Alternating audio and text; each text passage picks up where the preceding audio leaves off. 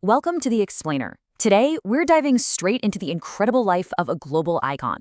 We're going to take the story of Mahatma Gandhi, and rather than just giving you a dry history lesson, we're transforming it into a structured, actionable blueprint you can actually use in your everyday life. It's really a journey of how an ordinary person achieves the absolutely extraordinary. Now, you've probably heard this famous quote before: be the change you wish to see in the world, right? Well, we're using this as our anchor today because this explainer is not just about the past. It's fundamentally about empowering your future. It's about looking at how one person's inner change shifted the entire globe and, how you can harness that exact same power. Okay, let's take a quick look at our roadmap. We'll trace a shy boy's journey, witness the spark of resistance, follow the fight for independence, navigate the triumphs, tragedies, and partition, and finally wrap up with timeless lessons for today. All right, let's dive into this. Part 1. A Shy Boy's Journey, From Fear to Foundation. So, when you hear the title Mahatma, which literally translates to great soul, you probably picture this fearless, unshakable leader, right? But let's contrast that grand title with the reality of Mohandas Karamchand Gandhi's youth. Born back in 1869, he was actually incredibly shy. He wasn't naturally brave at all, and get this, he was even terrified of the dark. Yet, he had this deep, deep curiosity, and he spent a lot of time absorbing ancient Indian epics that really planted his earliest seeds of truth. Now let's look at the two very different worlds that shaped his early years. On one side, back in India, he was married to Kasturba when they were both just 13 years old. He always credited her as the strong, independent woman who really supported and taught him. On the flip side, we have his big move to London in 1888. Imagine being a lonely 18-year-old law student, completely struggling with a new language and a totally different culture. But instead of losing himself, he rooted down. He stuck to a simple vegetarian diet based on his mother's teachings, and he started reading incredibly diverse religious texts: Hinduism, Christianity, Islam, and he realized they all shared this core message of love and truth. Fast forward a bit after finishing his law studies. The year is 1891, and our protagonist returns to India. But he wasn't exactly a triumphant success. In fact, he was a nervous, failing lawyer. He was literally too shy to speak up and argue his own cases in court. His dream of being a great lawyer seemed to be completely slipping through his fingers. So let's move to the next section and see how things shifted. Section 2. The Spark of Resistance. The train ride that changed history. Okay, so it's 1893. He's 24 years old, and he takes this temporary one-year legal job in South Africa. Picture the scene here. He's traveling by train from Durban to Pretoria. A white passenger complains. Suddenly, the officials are telling Gandhi to move to third class simply because he isn't white. He pushes back, asking, "I have a valid first-class ticket. Why should I move?" Well, they didn't care. He was forcibly thrown off the train in the middle of the night. It was cold, it was dark, and it was deeply humiliating. Sitting all alone at that station, it hit him. This wasn't just his problem. This was the reality for all people of color under British rule in South Africa. And he knew right then and there he could no longer stay silent. He realized that fighting systemic racism was going to require a completely new approach.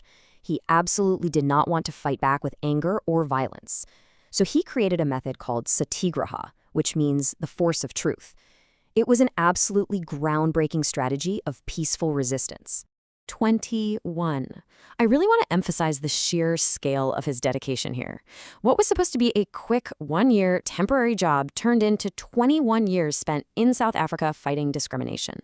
He completely transformed during this time, going from that shy, failed lawyer we talked about earlier to a deeply determined, unwavering leader. His major campaigns in South Africa show this massive evolution. First came the burning of the passes. This was a huge act of civil disobedience against discriminatory identity laws. Then, the creation of Tolstoy Farm, where he established a tight-knit community dedicated to simple living and serving others. And the whole thing culminated in the 1913 March, where he led thousands peacefully protesting unfair laws. Section 3. The Fight for Independence, Mobilizing a Nation Without Weapons. So returning to India in 1915 at age 45, he actually didn't jump straight into politics. He spent years traveling to small villages just to truly understand the crippling poverty facing ordinary farmers. Now, what's really interesting here is how things unfolded by 1920, when he launched the non-cooperation movement. Think about it. How do you fight the most powerful empire in the world without a single weapon? Well, you hit them economically and administratively. Step 1, boycott British goods like tea and clothes. Step 2, resign from British government jobs. Step 3, pull children out of British schools. He encouraged everyone to just rely on themselves, making their own goods, and he famously led by example by spinning khadi cloth by hand. 240 miles. To put that into perspective, in 1930, the British held a strict monopoly on salt, taxing it so heavily that ordinary Indians could barely even afford it. So at 60 years old, Gandhi and 78 of his followers walked 240 miles all the way to the sea at Dandi. Once he reached the shore, he simply picked up a handful of salt from the ground, and in doing so, broke the law. This single, highly symbolic act inspired millions of Indians to join the movement, really proving that his arrests only made their cause stronger. By this point, the momentum was completely unstoppable. In 1942, right smack in the middle of World War II, he launched the Quit India movement, demanding the British leave immediately. His slogan was incredibly powerful and urgent: do or die. Fight peacefully, yes, but do not stop until freedom is achieved. This created an unbelievable amount of pressure on the British government. Section 4, Triumph, Tragedy, and Partition, the bittersweet reality of 1947. On August 15, 1947, the dream finally came true. India gained its independence, but gaining that independence was a deeply solemn moment.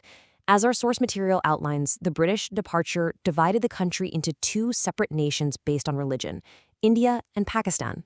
And this partition led to absolute chaos. Millions migrated, families were entirely torn apart, and tragic, widespread violence erupted between Hindus and Muslims who had literally lived together for centuries. Gandhi was completely heartbroken. Even at 78 years old, he walked barefoot through villages and undertook massive hunger strikes in Kolkata and Delhi, absolutely refusing to eat until the people laid down their weapons and promised peace. Tragically, on January 30th, 1948, as he walked to a prayer meeting in Delhi, he was approached by Nathuram Godse. According to the sources, Godse was angry, believing Gandhi was too kind to Muslims and had allowed the partition to happen. He shot Gandhi 3 times. Gandhi fell to the ground, and his last words were, "Hey Ram," meaning, "Oh God." His assassination completely shocked the globe, but his legacy was immediately immortalized, later going on to inspire massive leaders like Martin Luther King Jr. and Nelson Mandela. Section 5. Timeless Lessons for Today. Applying Gandhi's life to yours. Okay, let's take a step back from the history books for a second and distill this extraordinary life into some actionable lessons for you. The absolutely crucial starting point is understanding ahimsa, or nonviolence. It's the core belief that patience, love, and truth can conquer the greatest enemies. In your own life, when you're facing conflicts at work or with the people around you, this is a powerful reminder to handle things calmly. You can always choose peace over anger. And just as Gandhi called his own life an experiment with truth, you too have to stay true to your principles, even when people criticize you or tell you your dreams are just too big. You see, his philosophy really rests on 3 core pillars. First, small actions can change the world. When Gandhi first spun that khadi cloth, people actually laughed at him. But you know what? It built a nation. If you take one small step every single day toward your goal, you're gonna reach it. Second, simplicity is the key to happiness. Gandhi lived in a tiny room, wore plain clothes, and found his joy in helping others. True happiness comes from within, not from chasing expensive material things. And third, never give up. I mean, the man was jailed, beaten, and betrayed by an entire empire, but he just kept going. It brings to mind that famous quote, "First they ignore you, then they laugh at you, then they fight you, and then you win."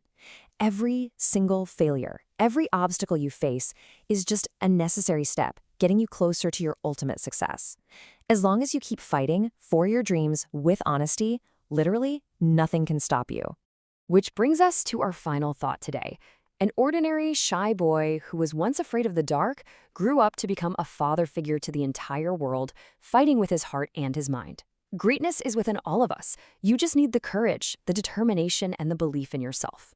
So I'll leave you with this question to carry with you. How will you be the change you wish to see in the world? Thanks so much for joining me on this explainer, and I'll catch you next time.